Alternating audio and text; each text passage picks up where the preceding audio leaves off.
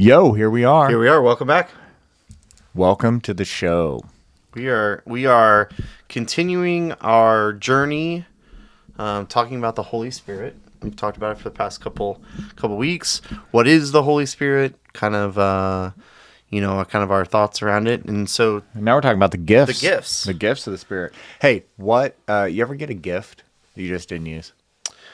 Yeah, unfortunately, and especially gifts that have you ever gotten a gift that you asked for and then you ended up not using it? Ooh, probably. I remember, I'll ask for a lot of barbecuing accessories. Yeah. Go. I want to see if our answers are the same. And Continue. so, I remember a couple gifts that I was like eyeing, I was going to buy myself, but then birthday or something coming up, like, oh, here's a perfect gift. One of them was a little smoke box that you can put on your grill. So if you're grilling and not smoking, you put little wood chips in there, and it adds a little smoke flavor. I think I used it twice. It's still sitting on the back deck. I don't think it did anything the two times I used it, so I was kind of like, this is kind of pointless. Haven't used it since. I received this giant block of like pink Himalayan salt. It's like a slab. Neat. Yeah. It's a slab for serving on. Yeah. Does it add a little salty flavor? I've never used it. It's in a box. But like, still haven't used it. But you're supposed to it's supposed to be like, you can serve, it's like reusable. Yeah. I don't even understand it because I have to wash some of the salt off. I haven't even got it out of the box. I don't know. You should this weekend. But you're supposed to be like, just take a steak that's like 500 degrees and sizzling, just slap it on there and serve it. Really, dude? You need it this weekend. I'll use my smoke box. You use your smoke. Actually, I might borrow your smoke box. My smoke. Add a little smoke. To the steak, just a little bit, not enough to tell. Yeah, and then serve it. On the salt slab. I've got some paprika, that's smoked paprika. It's like smoked Spanish paprika. And it's, we got it in this kit for paella. It is really good. It's got the smoky flavor is just amazing to this thing. So yeah, if I'm grilling something, I want a little smoke on it, just put a little smoky paprika on it now. And no wood chips. No wood chips. Well, I ran out of wood chips, and then I was like, do I buy a package of wood chips? And then you got to soak them really good first. Now I use the little box. I have a gas-fired pizza oven. Oh. And I use the little wood chip box because it rolls a little smoke. It rolls a little smoke flavor. It rolls a little smoke in there, especially at the top where I put the pizza to finish off. And I think something like a pizza as opposed to like a meat or something like that, like a bread, will take on that smoke a little better. Yeah, and that's probably one gift that if I got, I probably wouldn't use a pizza oven. I've always wanted one. I've thought about it. I actually have a buddy that has one, uses it all the time, and I'm like, dude, this sounds great. Like I love pizza. Yeah, I love pizza ovens. Pizza from a pizza oven, not my oven, right?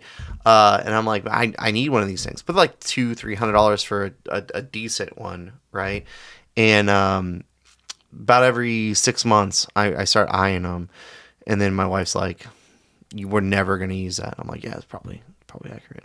We'll use like a couple times, and then I picked mine up like damaged. The damaged clearance thing, like the floor model that got knocked over. Big dent in the side. Yeah, it's pretty much everything I have. The damaged floor model. What does that say about you? What does that say about you? You'd have a big dent in your side? I love used things. I'm trying to think, like, we should do a podcast of name something I was the original owner of. Wow. Would it be hard? Yes. Hopefully underwear. Correct. Bam! Podcast over. Podcast found it. So, gifts. Talking about gifts. Gifts are given to us from God through the Holy Spirit. So we in 1 Corinthians 12, 4-6, we read, there are different kinds of gifts, but the same Spirit distributes them. There are different kinds of service, but the same Lord. All are different kinds of working, but in all of them and in every one is the same God at work. So, what are some of the things that you typically think of when you think of gifts? Not your gifts in particular, but like, what do you think of like gifts from the Holy Spirit? Like spiritual gifts? Yeah, what do you think of? I think of like wisdom, discernment, the kind of ability to provide kind of that wise counsel. I think that like often is a gift. You know, like Solomon asked for wisdom from God, and you know, all how all that plays out through that wise counsel. And I think that's like a gift that I know. I feel like people it's been bestowed upon them. Like people can just naturally go to and just like, you know, run something by them, and it's not like instant judgment or, you know, they give you good feedback. Yeah, they approach it everything with the same steadiness and rationale. And you almost know what they're going to tell you when you ask the question, right? Like, or maybe they almost you always tell you. Maybe exactly you don't know what like, they're going to. Maybe you don't know what they're going to tell you, but you know what they tell you, you're going to respect. Yeah. I like that. I always think of. I'm gonna try to use a Mitch word. Maybe it's a real word. Oration. Right. I always. Mitch Werner. Maybe it's a real word. Yeah. Just gonna throw it out there. Like throw this out there. Someone might be Googling that right now. Yeah. I'm always amazed at somebody that can. And not just have the ability to not be scared to talk in front of people, but the people that are like, to do it effectively, to do it really effectively, and like they can just off the top of their head, like not have a prepared speech or whatever, get up and do a 15-20 minute, you know, TED talk or, you know, conference or whatever. And I was the best man at my brother's wedding. I feel like I should owe him. You rocked that. Apology. Oh, you didn't rock it. Yeah. But then, what do you when you get a second chance? It's a redemption opportunity. Redemption. Yeah, my little brother was like, "Here, try again." I think I did way better that time. Well, that's good. I always don't know what to say in those situations either, right? So, but anyway, I really appreciate that, and I think that's a gift. Now, you know, whether you use the gift for the right way or not, that's something else. But that gift, and not necessarily the gift to convince people, but the gift to be able to just talk about something in a way that everybody just gravitates towards because it makes sense. You know, I think that's a pretty great gift. But I mean, that kind of brings a point to, have you ever seen somebody with a gift and you're like, man, I really want that gift. Like, that would be great.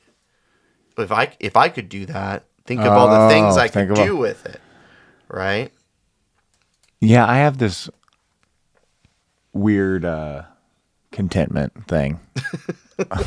I know you do. You know, I kind of roll with, you know, so one of my favorite phrases, oh, that's neat, right? Like, that's neat for you, Keith. You say that a lot to me. Yeah, like, Keith, like all this technology and communication things and abilities to, you know, whatever. Like, dude, 3 hours and I was able to do this. That's neat. Oh, okay. Cool. That's really awesome. I don't really want to be able to do that. It's really cool.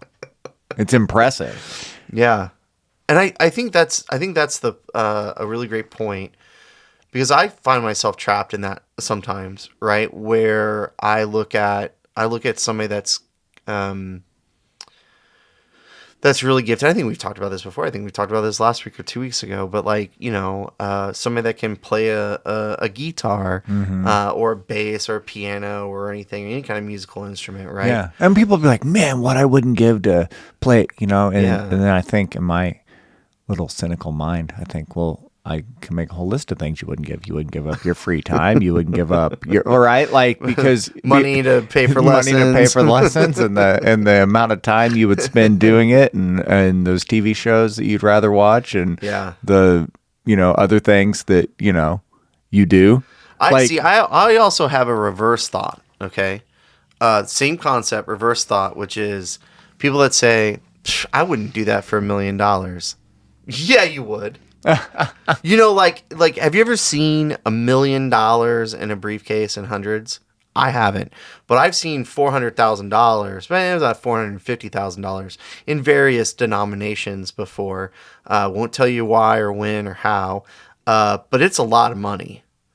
And so, like, I always just, like, when people are like, you couldn't get me to drive a Chevy for $1 million. Yeah, you would. If I gave you $1 million to hop in this Chevy and take it around town, you would do that in a heartbeat. I think they're speaking in hyperbole. I know, but that's what I'm saying. That's to your point, the reverse, where people are like, what I wouldn't give. Well, yeah, there's a lot of things you wouldn't give for people for like that. Man, what I wouldn't do to be in shape like that. Well, you wouldn't run. Right. Like you wouldn't run. Like you wouldn't, like me. Like you're like, hey, you should really get in shape. No, I spend that time doing other things. This is the shape I inhabit, and I feel quite comfortable in it. Quite pear shape. Thank you very much. This is a shape, and I am in it. Yeah, so I think sometimes the point, I bulge out of it. Hey, don't talk about me like that. But I think part of it is you can appreciate other people and their gifts, and I think that's one thing, right? The appreciation of somebody and their gifts, but be happy with your gifts, right? They were given to you for a purpose, and so I think that's I think if you don't feel like you have any gifts, you're misrepresenting yourself. Yeah, I would agree with that. I think everybody has something. You need to get a little more introspective. Yeah. Now let me ask you that kind of an off same topic, kind of off a little bit. Wait a minute. No, not on this podcast. Yeah, never. You will stop you right there. So in this mindset, okay, everybody has a gift. Everybody has something to bring to the table, right? Totally agree. Agree. There's this corporate, and sometimes not corporate, viewpoint or mindset that like, the more people we can bring into this, the more ideas we can get, and the better everything will be. Well, that's not necessarily true, because some people's gift isn't what you're asking them to think about, right? Ooh. You get what I'm saying? So, like maybe a good example, maybe it's not a great example. A good example in our world, right, would maybe be hospitality, right? Okay. And not everybody has the gift of hospitality. Not everybody can have a friendly, smiling face and open the door for somebody and greet them welcomingly into the building and serve coffee and all this kind of stuff. Some people just, like me, when I smile, I have to know that I need to smile. I just walk around with a frumpy face, and I walk fast. Takes more muscles to frown the smile. Takes more muscles. Well, that's my muscle workout, okay? That's my working out. But, you Thank you. Very fit. When I go to do hospitality, I'm a genuine outgoing kind of person. But you're faking it. I get it. But I got to make sure that I smile. Some people are just naturally good at smiling. They work well in hospitality, right? And then there's other people that are even worse than me, maybe, and they're always frumpy, right? Yeah. They don't work well in hospitality. Got it. So, like, why would you bring them onto your team to be like, let's talk about hospitality? I guess you could be like, what do you think we should do different? Like, what would make you feel more welcome or whatever? But, like, maybe they're not the right person with the right gifts to, like, bring aboard. Yeah, and I think what you're saying is like, sometimes let's get all the different perspectives in the room in one spot. To discuss. Yeah. Maybe that's better, like data gathered in silos and then used to Maybe that's what you're saying. And I'm okay with I'm okay with perspectives too. Yeah. Okay. But I want the perspective to be from somebody with a gift of what you're getting the perspective. I'll give you a great example. A better analogy? A way better analogy. All right, okay. good. So first I have no musical talent whatsoever. And you're pretty rough with analogies. And I'm really terrible at analogies. So like, I have zero. The band, if there was a band, why would they be like, Keith, how do we do? What do you think we should do differently? I don't have any musical talent. I'd be like, well, instead of a C sharp, you should have played a C flat there. Well, like, no, don't listen to me. I have no gift other than being able to have 2 ears that can listen to you play. And then I'm questioning what I'm hearing. Right. You know what I'm saying? So like, don't ask me. Don't get my perspective. Now if you just can get the perspective of an audience member. Or if you just like me that knows music. If you just like me to say it sounds good to me. Yeah. You know what I'm just like. So I guess that's my point is like, I guess I get frustrated when the phrase everybody has something to offer and let's get everybody's perspective. Well, everybody has something to offer, but it may not be as good as other people. No, I don't mean it like that. But like maybe that offer is for something else. Yeah. Right? Not with the topic that we're talking about. You know what I mean? You ever you're in a group and you're like, hey, Bobby, what do you think about this? And Bobby's like, It's pretty much when anybody gets my opinion about anything. That's true. You're like, there's a more, I appreciate you asking. There is a better answer somewhere. Unless it's yard work. No. Or how to fix a pool pump. I'm just, still, there's like an mechanically inclined stuff. No, I ask other people those questions. Oh, Bob Vila? Yeah. I'd ask Bob too. Well, so be happy with your gifts. Your gifts are unique. And, make sure you use them appropriately, and don't apply your gifts to things that your gifts don't apply to. I say be content with your gifts. Be content. Contentment. I don't know. What's the difference between being happy and being content? Happiness. I said be happy. You said be content. What's the difference? Content. So don't be complacent. Yeah. Complacent is not using your gifts. That's like what we opened with, talking about like gifts that you're not. Yeah. Oh yeah, I got them. They're over there in a box. Not going to use that. Nah, too much work. Not getting that out. Yeah. I'm super musical, but I'm not going to do anything with it. That sort of perspective, right? Which I'm not. I'm not super musical at all. I'm not musical at all. That's why we went to somebody else for our intro. That's right. A real musician. A real musician. A real professional musician. And even then, he was like, "What do you want me to play?" And we're like, "We don't know anything. Just play something. It's gonna be glorious. We'll take 5 seconds of it. And put it in our intro." I just had to stand by and not applaud because I didn't want it to muddle the audio. So, so I have this, and you can tell me if you have experienced this before. Okay, but I feel like there's certain times and certain places that I can go to or be, and if I'm in the right mode, right, I feel more connected. Yes, amateur.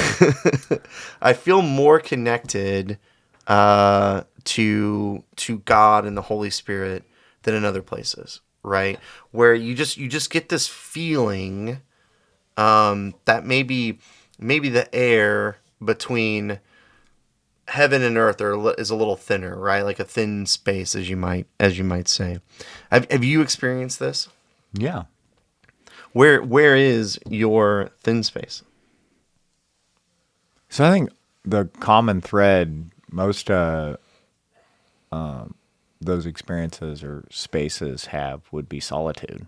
I think receptivity to the Spirit is directly correlated to reduction of distractions. So for me, a than space is, and maybe that just says I'm easily distracted, but solitude. Interesting. And then the more solitude, the greater the solitude, I'd say the thinner the space. Right? If you're the only one at home, solitude. If you're the only one at home, outdoors without any technology, another layer Like too. another level. Right? If you're the only person in the tri-state area. In the mountainous region of whatever, right? Like Yeah. you're on the hike alone. Yeah. Increased solitude. Right. Yeah, I can relate to that. To where you can't hear any Yeah. you can't hear any of those. No road noise. Yeah. No. Yep. You're just there with nature, hearing some birds, some insects buzzing you.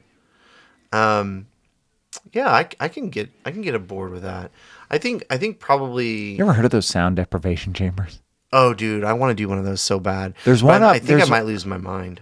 No, that got debunked. You won't actually lose your mind.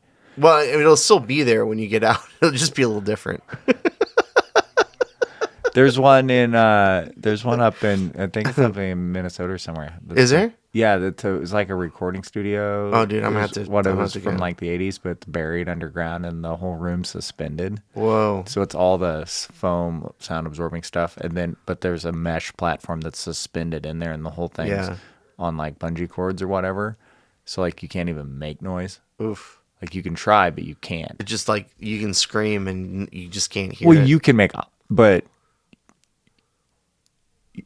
you can create noise, but it gets absorbed and there's no echo or bounce back. Oh, yeah.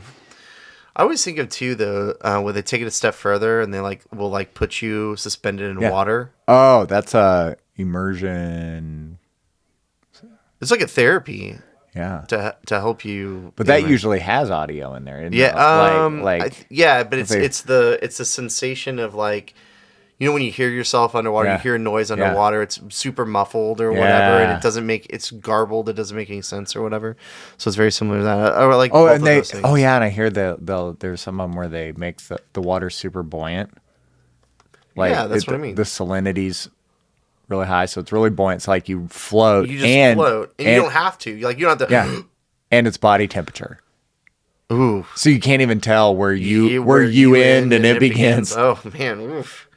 That would be crazy. There's a I think it's in Tennessee. No, I think it's in Arkansas. It's like an underground hotel room that you can get.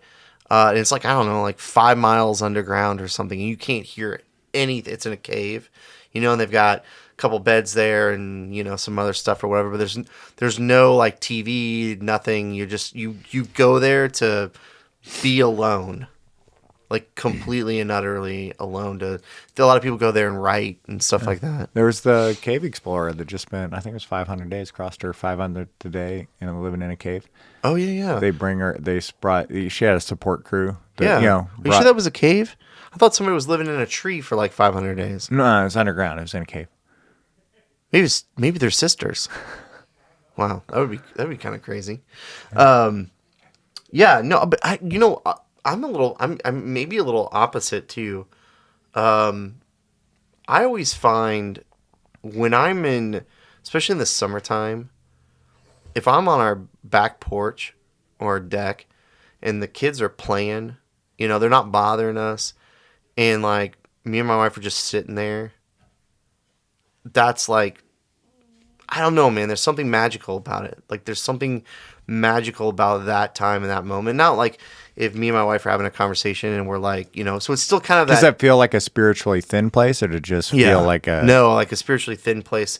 Like, I just get this immense warm fuzzies feeling of love. It's just like the weirdest sensation that you can get, right?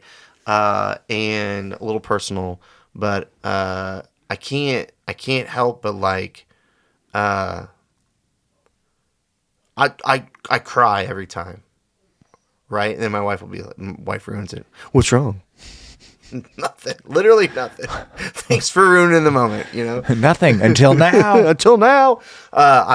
True story. I don't cry normally.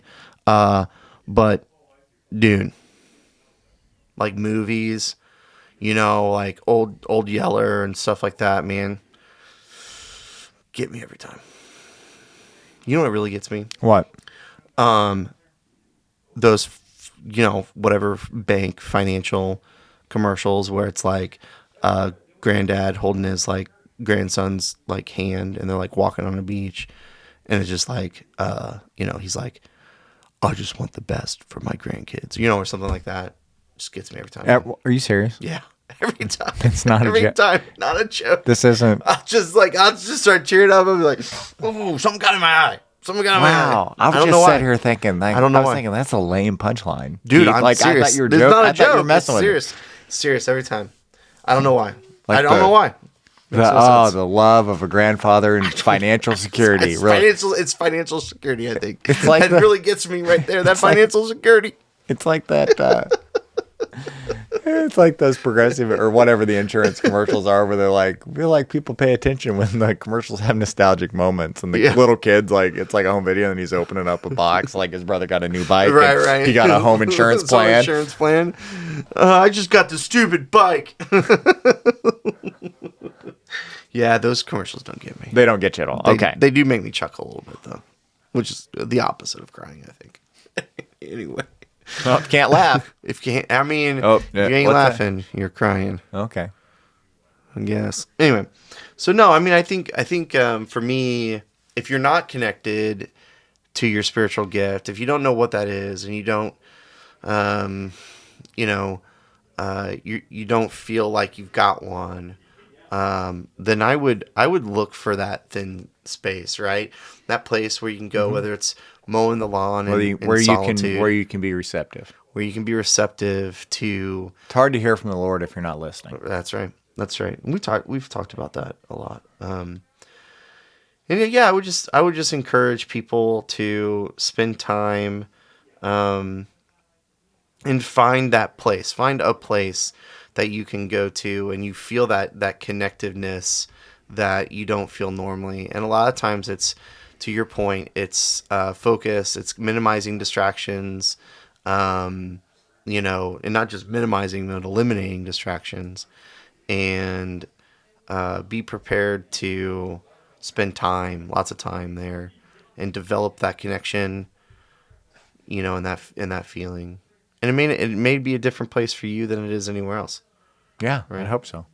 It's as unique as your gifts are. Yeah. Otherwise, we'll all be in the same area at the same time. And see, then I can't find solitude. There's no solitude. It's really distracting. Hey, what are you doing here? I'm trying to find my thin space. No, this is my thin space. What are you talking about? You out. Especially if you're like trying to take a nap on the couch or something. So people just start walking in your living room. Okay. Hey, man. I think that's a good spot to end it. I think the sands of time are almost out. By the time we actually conclude this thing, it'll be done. So, I think you just spend this week thinking of something you can do to engage those gifts, the spiritual gifts you've received, or that are living in you. Something that you could engage and not make it like my giant salt block that's just hanging out in a box because I haven't even used it. Yeah. So, or my firebox that I've used twice. Report back next week. See ya. All right.